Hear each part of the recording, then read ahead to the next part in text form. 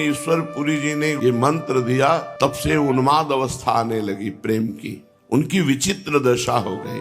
वे भोजन कर रहे हैं, करते करते सहसा बीच में ही उठकर रुदन करने लगते, हा कृष्ण तुम कहाँ चले गए, हा प्राणनाथ तुम कहाँ हो, भोजन करते करते। राधे राधे, जय श्री हरिवंश।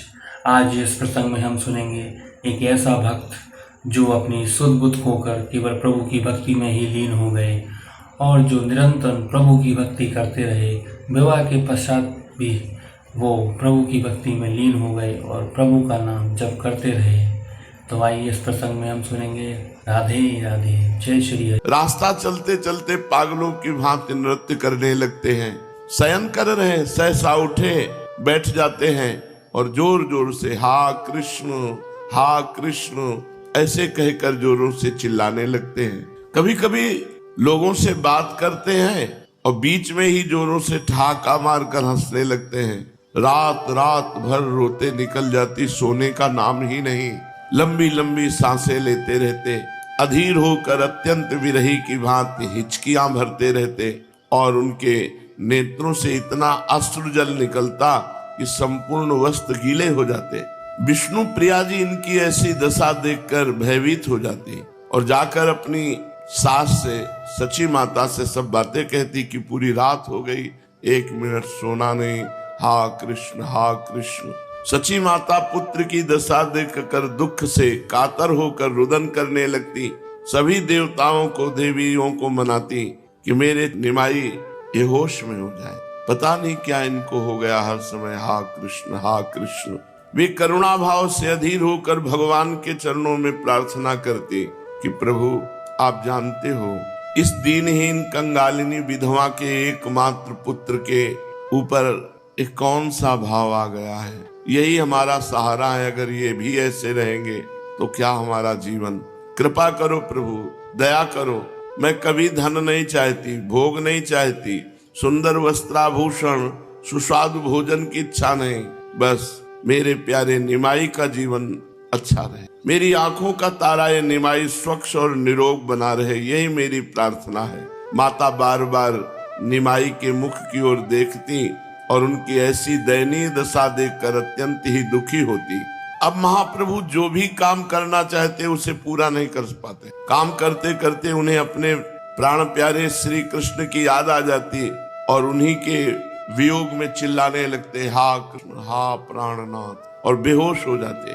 ठीक कोई कार्य न कर पाना, भोजन भी नहीं कर पाते, स्नान संध्या पूजा ये सब बंद हो गए।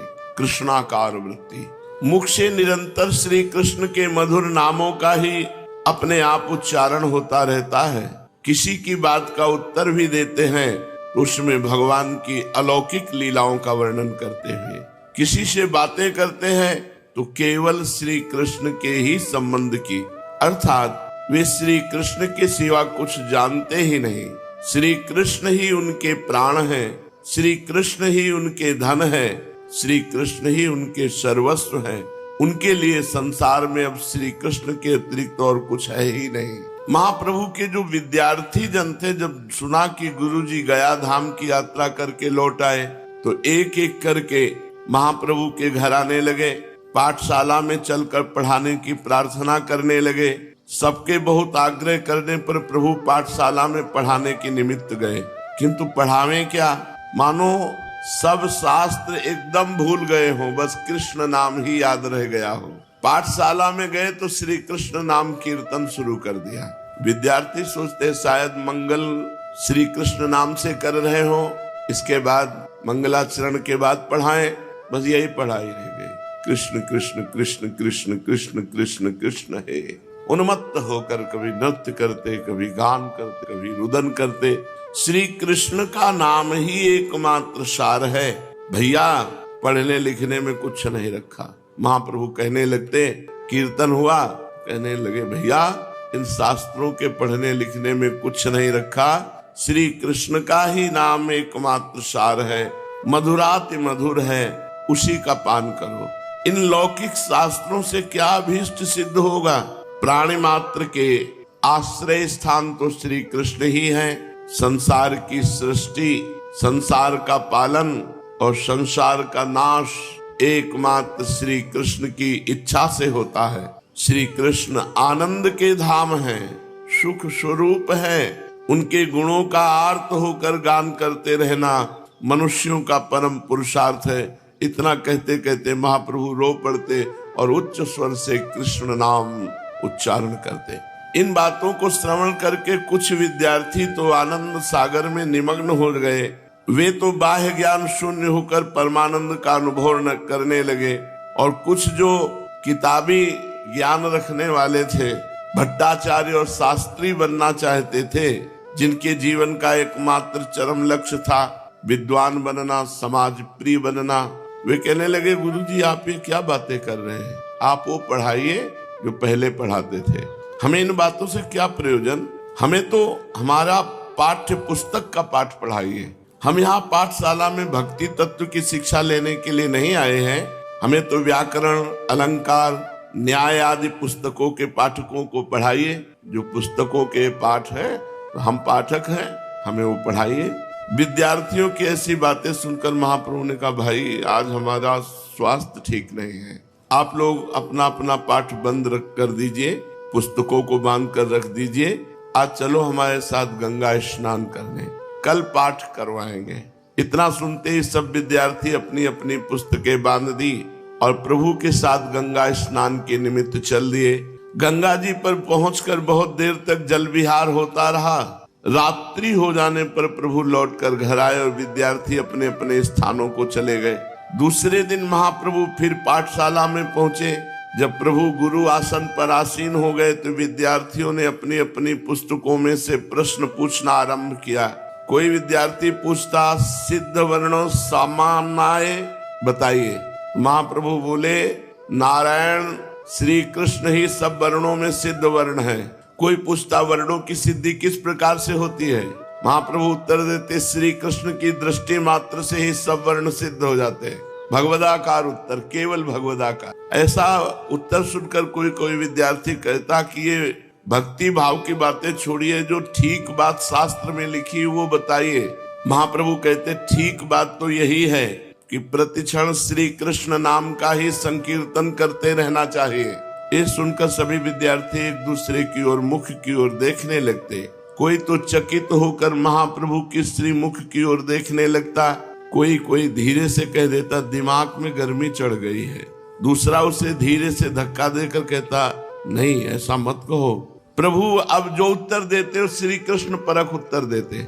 बड़े बड़े विद्यार्थी कहने लगे आप ये तो न जाने कहाँ की व्याख्या कर रहे हैं, शास्त्र में तो ऐसी व्याख्या नहीं लिखी। महाप्रभु उत्तर देते मैं शास्त्रों का सार बता रहा हूँ, किसी भी पंडित से जाकर पूछा हो वह सर्व शास्त्रों का सार श्री कृष्ण के चरण कमल की प्राप्ति ही बताएगा। विद्यार्थी बेचारे इनकी अलौकिक बातों का उत्तर दे ही क्या सकते थे। सब अपनी अपनी पुस्तकें बांधकर अपने अपने स्थान के लिए चले गए। कुछ समझदार और बड़े छात्र पंडित गंगादास जी की सेवा में पहुंचे। वे प्रणाम करके उनके समीप बैठ गए। कुशल प्रश्न के अनंतर आचार्य गंगादास ने उनके आने का कारण पूछा। दुखी होकर उन लोगों ने कहा महाराज जी हम क्या बतावें, हमारे गुरुजी जब से गया से लौट के आए हैं उनकी विचित्र दशा हो गई है। वे कभी हंसते हैं कभी रोते हैं। पाठशाला में आते हैं तो पाठ पढ़ाने के लिए, किंतु पाठ न पढ़ाकर भक्ति तत्व का उपदेश देने लगते हैं। हम लोग व्याकरण, न्याय, अलंकार तथा साहित्य आदि किसी भी शास्त्र का प्रश्न करते हैं तो वे उसका कृष्ण परक उत्तर देते हैं। उनसे जो भी प्रश्न किया जाए उसी का उत्तर ऐसा देते हैं जो पाठ्य पुस्तक के एकदम विरुद्ध है।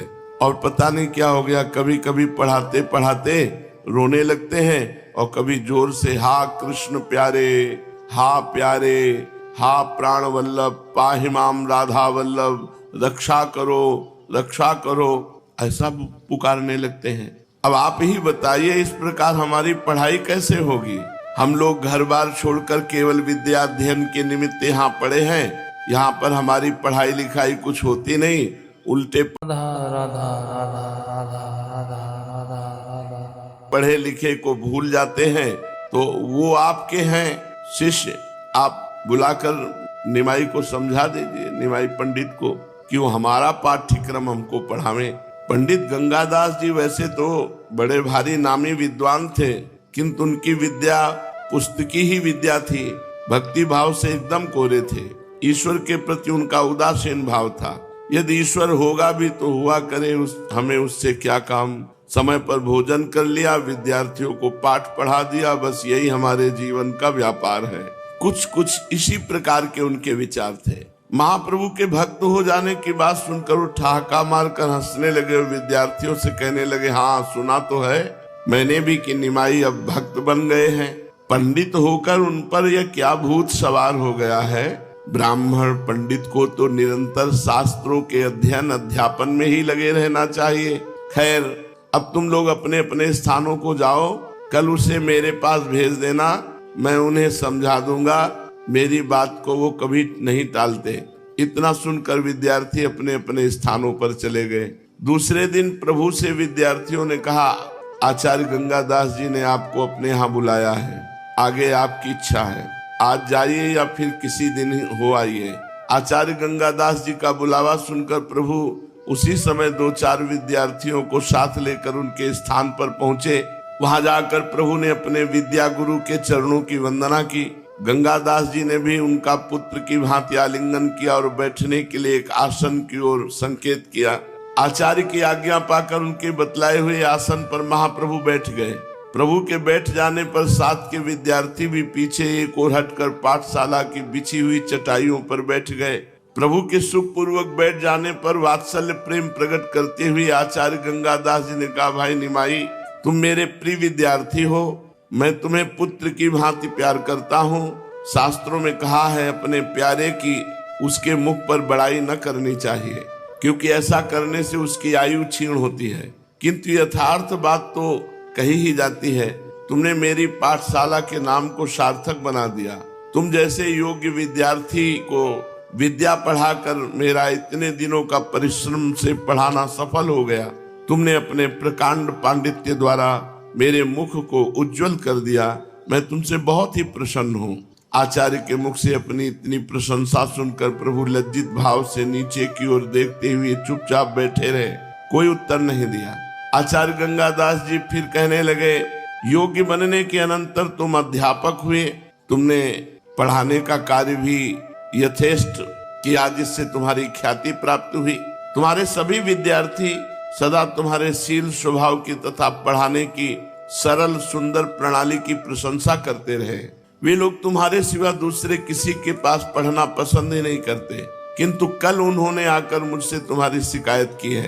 तुम उन्हें अब मनोयोग के साथ ठीक नहीं पढ़ाते हो, और लोगों ने भी मुझसे आकर कहा कि तुम भक्तों की भांति रोते गाते हो, हंसते कूदते हो।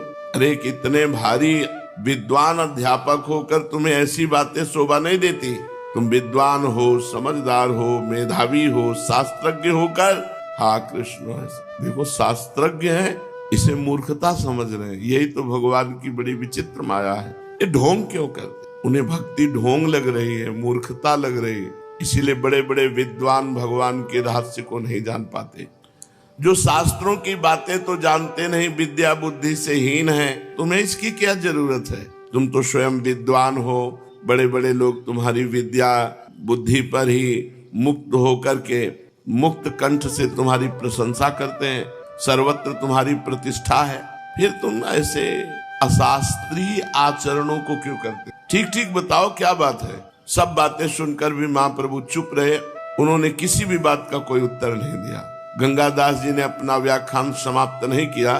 फिर वे कहने लगे, तुम्हारे नाना नीलांबर चक्रवर्ती एक नामी पंडित हैं। तुम्हारे पूज्य पिता भी प्रतिष्ठित पंडित थे। तुम्हारे मातृकुल और पितृकुल में सनातन से पांडित्य चला आया है। तुम स्वयं भारी विद्वान हो। तुम्हारी विद्या बुद्धि से ही मुग्ध होकर सनातन मिश्र जैसे राज पंडित ने अपनी पुत्री का विवाह तुम्हारे साथ किया है। नवद्वीप की विद्वान मंडली तुम्हारा यथेष्ट सम्मान करती है। विद्यार्थियों को तुम्हारे प्रति पूर्ण सम्मान के भाव है। फिर तुम मूर्खों जैसा तुम किस मूर्ख की चक्कर में आ गए? बड़े बड़े विद्वान भी भगवान की भक्ति का रहस्य नहीं जानते। देखो बेटा, अध्यापक का पद पूर्व जन्म के बड़े भाग्य से मिलता है। तुम उसके काम में असावधानी करते हो, ये ठीक नहीं। बोलो उत्तर क्यों नहीं देते? अच्छी तरह आज से पढ़ाया करो। नम्रता के साथ महाप्रभु ने कहा, आपकी आज्ञा पालन करने की भरसक चेष्टा करूंगा। क्या करूं? मेरा मन मेरे वश में नहीं है। कहना चाहता हूं कुछ, मुंह से निकलता है कुछ, करना चाहता हूं कुछ, हो कुछ और रहा है। अब कितने कम शब्दों में स्थिति बता दे, लेकिन इनकी समझ में नहीं आएगी क्योंकि ये विद्वान है। गंगादास जी ने प्रेम के साथ कहा, सब ठीक हो जाएगा, चित्त को एकाग्र रखो। तुम तो समझदार आदमी हो, मन को वश में करो, सोच समझ कर बात का उत्तर दो। कल से खूब सावधानी रखना, विद्यार्थियों को खूब मनोयोग के साथ पढ़ाना। अच्छा समझ गए? महाप्रभु ने कहा, जो आज्ञा। आचार्य गंगादास को प्रणाम किया और विद्यार्थियों के साथ उनसे विदा हुए। जिन नयनों में प्रीतम की छवि समा गई, जिस हृदय मंदिर में श्री कृष्ण की परमोज्वल परम प्रकाश युक्त श्रीअंग शोभा स्थापित हो गई, भला उसमें दूसरे के लिए भी स्थान कहा।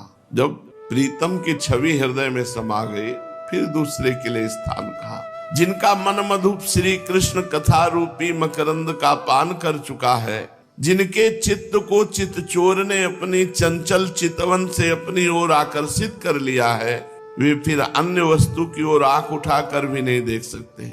उनकी जिह्वा सदा नारायणाक्ष पीयूष का पान करती है, अर्थात भगवान की कथा का निरंतर पान करती है। जिह्वा के द्वारा सांसारिक बातें कही ही नहीं जा सकती। ऐसे प्रेमी भक्तों की जिह्वा सदैव भगवान की चर्चा करती। उन्हीं कर्मों को वो कर्म समझेगा जिनके द्वारा श्री कृष्ण के कमनीय कीर्तन में प्रगाढ़ रति की प्राप्ति हो सके। उसकी विद्या, बुद्धि, वैभव और संपदा, मेधा सभी एकमात्र श्री कृष्ण कथा ही है। महाप्रभु चैतन्य देव का चित्त अब इस मृत्यु लोक में नहीं रहा, कृष्णमय हो चुका। चित्त कृष्णाकार हो गया, प्राण कृष्ण रूप बन चुके, मन का उनके मनोहर गुणों के साथ तादात्म्य हो चुका। चित्त उस माखन चोर की चंचलता में समा गया, वाणी उसके गुणों के गुलाम बन गई। अब वे करें भी तो क्या करें? सांसारिक कार्य करने के लिए मन, बुद्धि, चित्त, इंद्रियां आदि कोई भी उनका साथ नहीं देती। वे दूसरे के वश में हो चुकी। महाप्रभु की सभी चेष्टाएं श्री कृष्ण में ही होने लगी। चैतन्य महाप्रभु की सर्वप्रथम कृपा किरण का अधिकारी ये रत्न गर्भाचार्य जी हुए। उन्हें ही सर्वप्रथम प्रभु की असीम अनुकंपा का अधिकारी समझना चाहिए। आगे और भी महाराष्ट्रमयी चर्चाएं हैं, सुशेष आगे। श्री राधा वल्लभ लाल। राधा राधा राधा राधा राधा।